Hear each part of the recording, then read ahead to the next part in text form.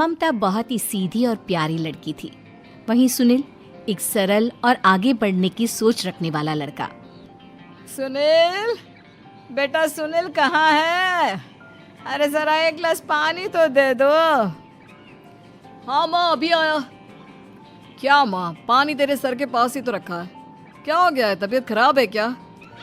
अरे नहीं नहीं, वो उठने का मन ही नहीं कर रहा था, तो देखा ही नहीं। वैसे क्या कर रहा है? यहाँ बैठ ना मेरे पास। माँ पढ़ रहा था। वो क्या है ना, नौकरी में तो वक्त नहीं मिलता, अब ऑफिस से घर आकर ही तो वक्त मिलता है। अच्छा ठीक है, पढ़ ले जा बेटा।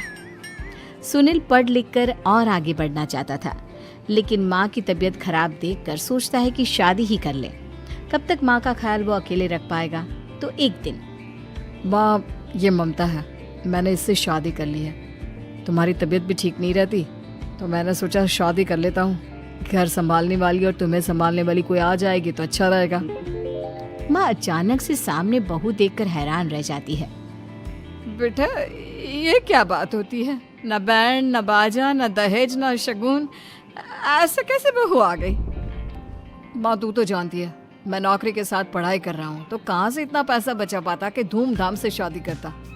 वैसे भी माँ, लोग तो आकर खाकर निकल जाएंगे, इसलिए बस वैसे ही। माँ जी, मैं आपका ख्याल रखूंगी। वैसे भी ये आगे की पढ़ाई कर रहे हैं, अच्छा कुछ कर गए तो सबके दिन फिर से अच्छे आ जाएंगी। सास को ममता की बात ठीक तो लगती है, लेकिन मन में कहीं ना कहीं लगता है कि कहीं बहू बेटे को लेकर फुर्र ना हो जाए और फिर तो वो रह जाएगी अकेली। बेटा देख, मेरा जो कुछ भी है वो सुनील ही है, और सुनील का भी अब इस दुनिया में मैं ही हूँ और कोई नहीं। क्या सुनील? बिल्कुल माँ, लेकिन आज से ममता भी मेरे जीवन का अहम हिस्सा है, जैसे तू है। सास को बड़ा बुरा लगता है कि उसकी सल्तनत में कोई और हिस्सेदार कैसे हो सकता है। कैसे कोई और उसके 30 साल के बेटे की जिंदगी में अचानक से आकर बराबर का हिस्सेदार बन सकता है। देख बहू, मैं भले थोड़ा बीमार रहती हूँ, लेकिन इसका मतलब यह नहीं कि घर की चीजों में मेरा कंट्रोल खत्म हो गया है। मैं आज भी इस घर की रानी हूँ, समझी? बेटा सोचता है कि ये माँ को अचानक से क्या हो गया। कल तक जो माँ कहती थी कि जिंदगी का कोई भरोसा नहीं, वो अचानक से जंग के मैदान की झांसी की रानी कैसे बन गई? माँ क्या हो गया है? सब ठीक है ना? अचानक कैसी बात कर रही हो? ममता का आज पहला दिन है, स्वागत करो उसका। आसपास की आंटियों को बुलाओ, नई दुल्हन की मुंह दिखाए करवाओ। खैर, सास होने का फर्ज निभाती है और बाद में एक सहेली के साथ बाहर निकल जाती है। क्यों री बताया नहीं कि बेटे का ब्याह कर रही हो? वैसे तो सारा दिन हम ही में घुसी रहती हो। अरे मुझे भी तो अभी पता चला, क्यों अचानक सर पर लेकर आ गया।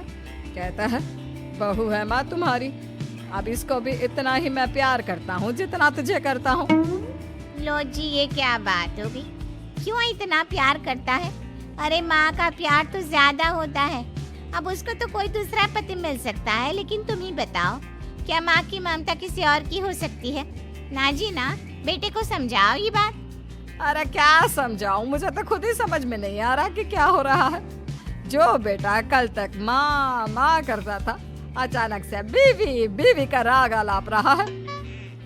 देखा, उसकी बीवी ना सुंदर और जवान है। सुंदरता के आगे तो एक से एक नहीं टिके, तो तेरा बेटा किस खेत की मूली है?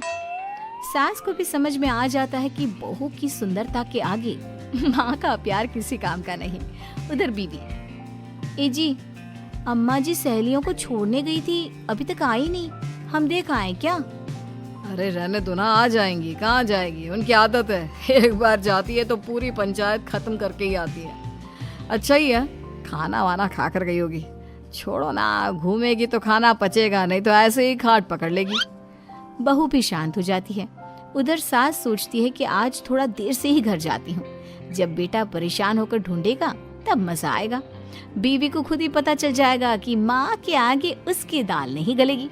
लेकिन वहीं दूसरी ओर घर पर, ए जी, माँ जी अभी भी नहीं आई, हमको तो घबराहट हो रही है कि क्या करें, जाकर पता करें किसी के घर। अच्छा, कहाँ जाओगी ये भी बता दो।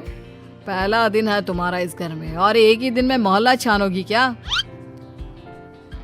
हाँ, तो आप भी तो नहीं जा रहे हैं ना, हमको फिक्र हो रही है। अरे यार, ये रोज का है अम्मा का, खाओ और सो जाओ। बस फिर क्या था। बेटा बहू खाना खाते हैं और कमरे में सोने चले जाते हैं। उधर जब सास को कोई देखने नहीं आता तो वो हार कर घर आ जाती है, जहाँ वो देखती है कि सारे घर की लाइट्स बंद है। सास को गुस्सा आता है। बहू, ममता बहू कहाँ हो? लेकिन सारे दिन की थकी बहू को ऐसी नींद आती है जैसे किसी ने भांग की गोली खिला दी हो। वो तो नहीं उठती। उठकर आ जाता है बेटा। क्या बात है अम्मा, काहे चिल्ला रही हो? अरे सो जाओ ना, सुबह की थकी है बहू, वो सो रही है। जोर से बोलोगी तो नींद खुल जाएगी उसकी। माँ को गुस्सा आ जाता है। फिलहाल तो सो जाती है, लेकिन मन ही मन ढेर सारा जहर बहू के लिए भरा होता है। सुबह बहू चाय बना रही होती है कि सास धीरे से गैस तेज कर देती है, जिससे चाय का बर्तन जल जाता है। और जैसे ही बहू चाय का बर्तन उठाती है उसका हाथ जल जाता है। मेरा हाथ जल गया। वो जोर जोर से चिल्लाकर इधर उधर भागती है कि सास थोड़ी देर में उसके हाथ में पानी डाल देती है। हाय रे बहू, क्या कर रही हो? पहली बार रसोई छुई हो क्या? सासू माँ गलती से गैस तेज रह गई थी और बर्तन जल गया, जिससे मेरा हाथ जल गया। हाय रे, कितना गंदा दाग। छी छी छी छी, मुझे तो उल्टी आ रही है तेरा गला हुआ मांस देखकर। तू ना मुझे अभी साथ से खाना मत लगाना। बहू भी खुद का हाथ देखती है तो उसे भी रोना आ जाता है। कुछ दिनों के बाद सास की सहेली आती है, बहू चाय बनाकर लाती है। उसके जाने के बाद सहेली कहती है, बहू की सुंदरता ऐसी है कि कोई भी दीवाना हो जाए। वैसे तेरे बेटे का क्या हाल है? अरे वैसा ही है, बहू के पीछे लट्टू। क्या करूं, कुछ समझ में नहीं आ रहा। मैंने तो बहू के चेहरे पर दिवाली के पटाखे की चक्री फेंक दी, उसका पूरा चेहरा जल गया। अब देखो ना रही सुंदरता, और ना ही अब मेरा बेटा उसे पूछता है। अरे अब तो वो उसे छोड़कर दूसरी भी देखने को बोल गया है मुझे। बहू सारी बात सुन रही होती है। आंटी एक बात बताइए, क्या भरोसा है कि दूसरी सही आए और आपके अनुसार रहे? देखिए आंटी, मेरी सासू माँ को गलत बात सिखाने की जरूरत नहीं है। हमारा परिवार साथ में खुशी से रह रहा है। देख बहू, मेरी सहेली की बेइज्जती ना कर, वही अच्छा रहेगा तेरे लिए, समझी? बहू नहीं मानती है। वो बार बार उनकी सहेली को घर से निकल जाने को कहती है।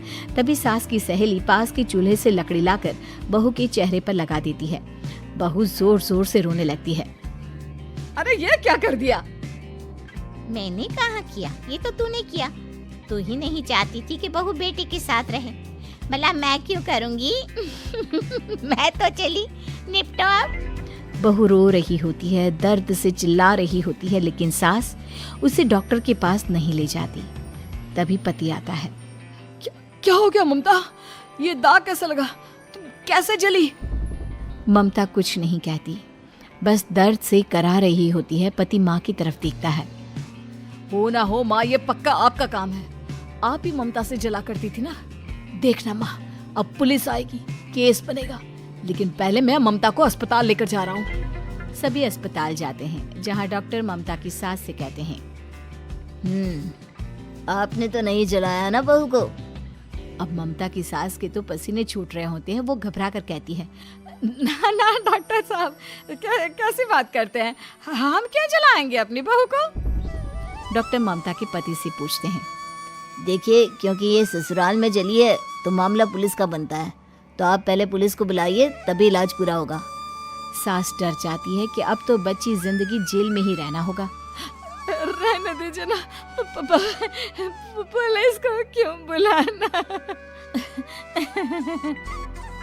सारी हंसी खत्म हो जाएगी जब पुलिस के डंडे पड़ेंगे। बहू को जलाना भले ही बहुत आसान हो, लेकिन उसके बाद सारी जिंदगी जेल की हवा खाना। सास डर जाती है। पुलिस आती है। पास लेटी दर्द से करा रही ममता स्टेटमेंट देती है। तो क्या हुआ था? कैसे जली आप? ममता पास खड़ी सास को देखती है। बेटी बताओ, कैसे जल गई तुम? ओए, काका का किरण वाली शाहरुख, चुप, बिल्कुल चुप। सास चुप। सभी इंतजार करते हैं कि ममता क्या बोलेगी। जी मैं खाना बना रही थी, लकड़ी उड़कर मेरे ऊपर गिर गई और मैं जल गई। सास बहू की बात सुनकर रोने लगती है। देखा माँ, कितनी समझदार है ममता। ये चाहती तो, हाँ बेटा, ये चाहती तो मैं आज जेल में होती। मुझे माफ कर दे। मैं आगे से अभी कभी ऐसा नहीं करूंगी। बहू के साथ मिलकर रहूंगी। मुझे माफ कर दे।